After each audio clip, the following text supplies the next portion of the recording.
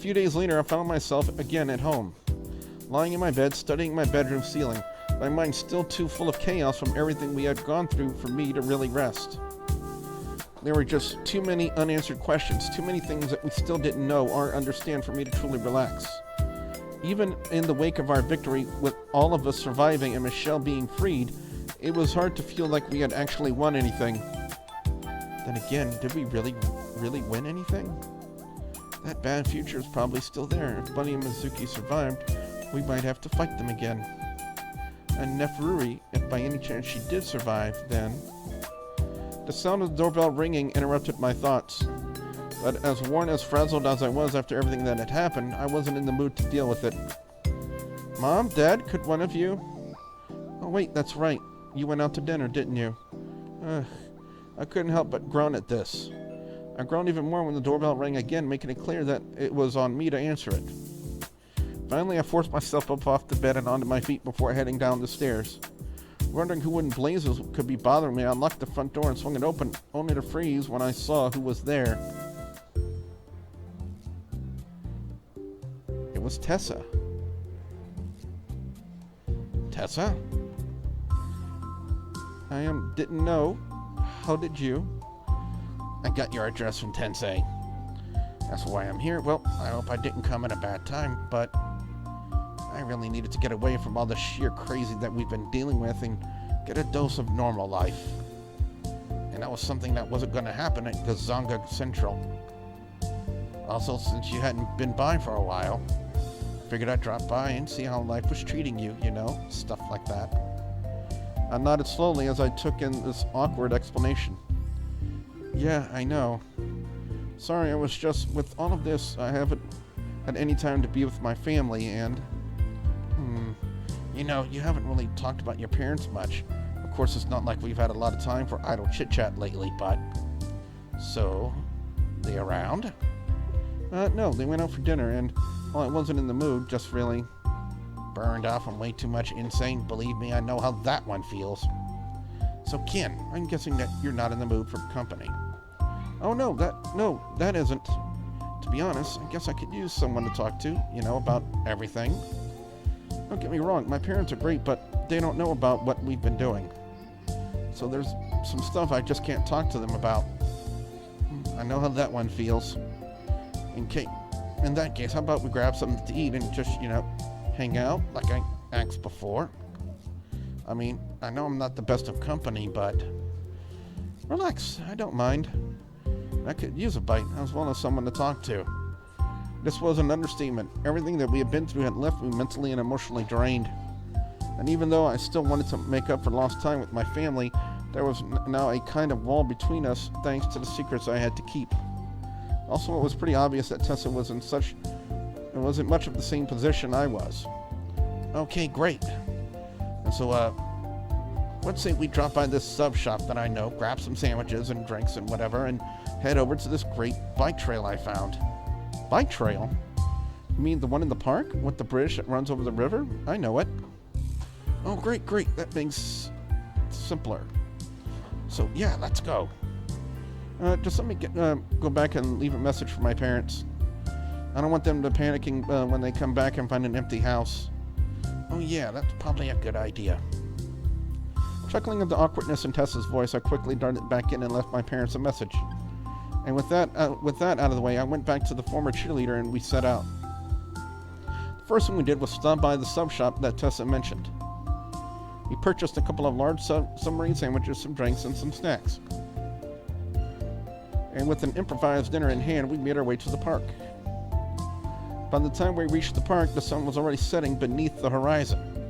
The trees and bushes were awash with hues of orange and red as Tessa and I made our way to the bike trail and the bridge that carried it over the river. Once we reached the bridge, Tessa and I sat down and began to eat. We listened to the birds and the other park creatures readying for the night, as well as the river flowing beneath us. All the while, we exchanged idle chit-chat, talking about odds and ends, little bits and things that had nothing to do with the time window. We just relaxed and acted like ordinary average people. That was good. Though I did eat more than I had planned to. I wouldn't worry about it. I mean, with everything we've been through, I think we both deserved a treat. Besides, there these are sub sandwiches. They can't be that fattening. I know. It's just that this is not a line of work where you can afford to pack on any useless flab. I mean, seriously, we get enough of that just going through this stupid time window. I couldn't help but chuckle at Tessa's scorn of this part of our lives. Suddenly, Tessa's eyes lowered and a slight frown pulled down on her lips. Tessa, you know, I don't mean to pry, but is there something else bothering you? What do you mean, Ken? It's just that I know we haven't known each other for very long, but you do look like something's bothering you. Yeah, you could say something's up with me. Okay, here's the thing. We ran into some really freaky crud back there. All kinds of weird and crazy crap.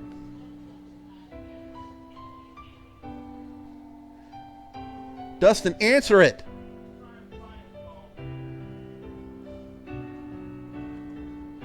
I gotta be honest, there were a few moments when I thought we wouldn't be getting out of there while still breathing. Yeah, I had several of those moments myself, especially at the end. And I don't regret what we did. I mean, seriously, if we hadn't taken down the Royal Pain, then, well, given what she did to Bunny and Mizuki, I think it's a safe bet that we wouldn't have been much better off. Seriously, the Pain in the Tut was making statues of herself. That's usually a bad sign, right? But I've got to be honest here, Ken. I was pretty freaked out, and, well, I'm getting at is this. I don't regret hooking up with this crew. Well, when they were acting like sane human beings instead of the cast of a hentai manga, of course. But I have to admit, I'm worried. What if the Royal Pain somehow survived and comes back for round 2? Or Bunny and Mizuki come up with a plan that makes what they pulled this time look safe and sane by comparison. I mean, I love my comic books and mangas and whatnot, but as much as the craziness resembles them, I know that this isn't them. And what if that happens? We won't get brought back to life because the author was bored or decided that we were too popular to kill off. So yeah, that's it. I'm scared, okay? Scared of what might happen next. Do you really think that you're the only one who's afraid? Huh?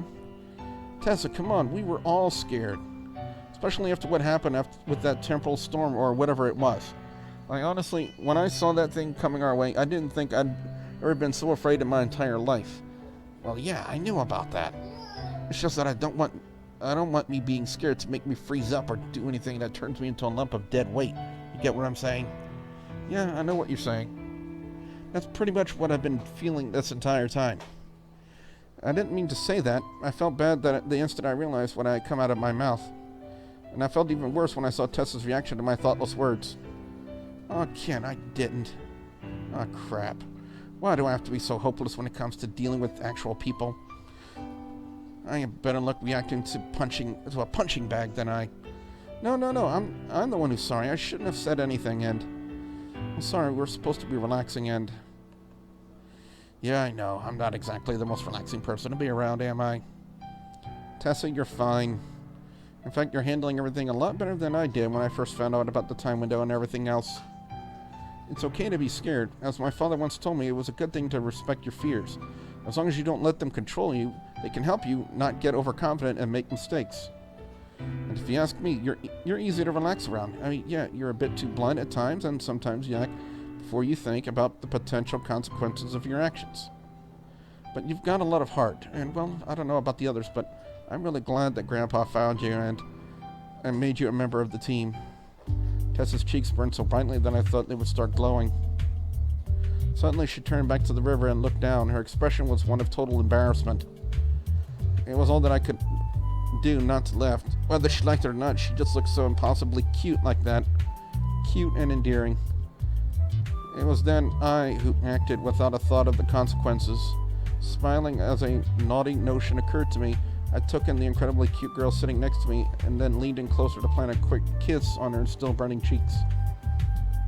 Only for Tessa to suddenly turn back towards me at the exact same moment. Say, Ken, Before either of us realized what had happened, our lips found each other. Tessa's eyes ballooned in shock, and then I jumped back from her like I had been burned. No, Tessa, I'm sorry, I didn't mean to. What, you didn't mean to? What, you expect me to believe that your body doesn't take orders from your brain? Well, I mean, what I meant was I wasn't thinking. I mean, you were just sitting there and you looked so cute, and I swear I wanted to smack myself in the face after I said that one word. I definitely felt the urge to run when Tessa's eyes narrowed in shocked annoyance. What, cute? What, you think I'm like this little dolly to play dress up with? No, I didn't mean to. It just slipped out, that's all. I mean, I think you really are, well, attractive, and...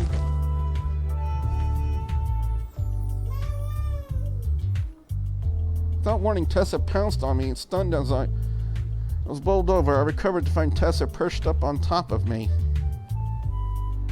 leaving my eyes trapped between her chest that was dancing just a few inches away and the dangerous scowl she was leveling at me.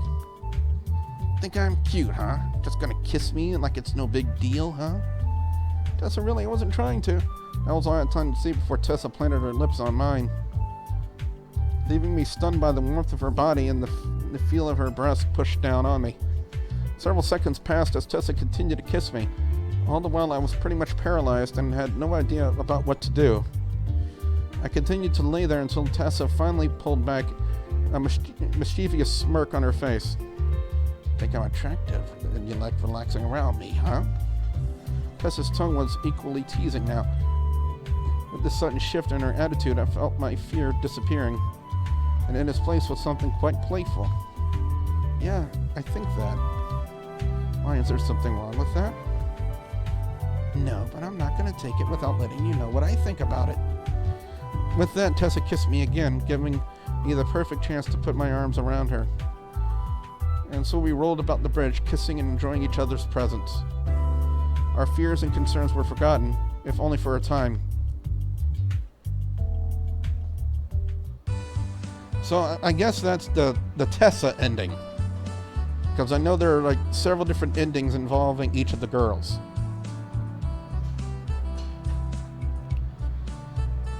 Excuse me. Oh, so Silver Cow Studios are on Patreon. I'm gonna have to give them a check out. Well, I know this has been an extremely long video. By my counter, it's over an hour long. So what I plan to do is try to find out how to get each one of the endings and just go through them. As we're taking a look at the credits here.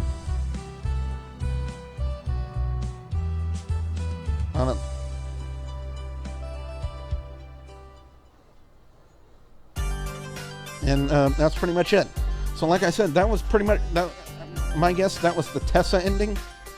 So what I'm going to try to do is figure out how to get each one of the endings of the game and go back and figure out what to do.